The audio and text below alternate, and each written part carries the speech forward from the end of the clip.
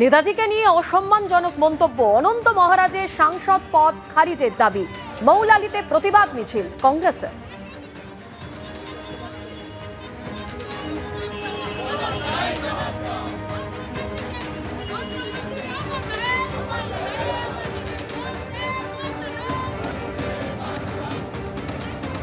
প্রধানমন্ত্রী লালকেল্লা থেকে যাদের আত্মত্যাগ বলিদান, যাদের রক্তের বিনিময়ে স্বাধীনতা পেলেন, সেই মনীষীদের অপমান করছে প্রত্যেকবার বিজেপির এমপি, এমএলএ, কোন নেতা।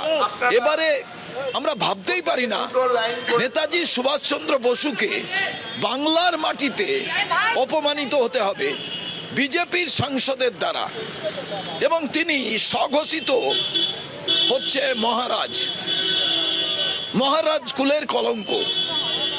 আমরা তাই বেশ কয়েকদিন ধরে বলছি এই অনন্তকে গ্রেপ্তার করতে হবে, তার সাংসদ পদ বাতিল করতে হবে।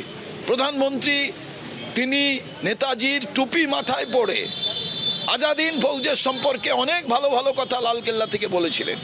আজকে তার বক্তৃতা চলাকালীন আমরা এই প্রতিবাদ মিছিল করছি যে আমরা গর্বিত যে আমরা স্বাধীন ভারতের নাগরিক, কিন্তু এই কেন্দ্রীয় সরকার বিজেপি এই সামাজিক আর্থিক স্বাধীনতাকে বিপন্ন করে তুলেছে। শ্রমিক, কৃষক, ছাত্র সমাজের সব গোটা দেশ চাপে পড়ে আছে। এই বিজেপির অনন্ত মহারাজ যেভাবে নেতাজিকে অপমান করেছেন, ওকে অবিলম্বে অ্যারেস্ট করতে হবে। রাজনীতির রঙ্গমঞ্চে পোশাক পরিবর্তন করলে হয়তোবা এরকম হয়, যা হয়েছে।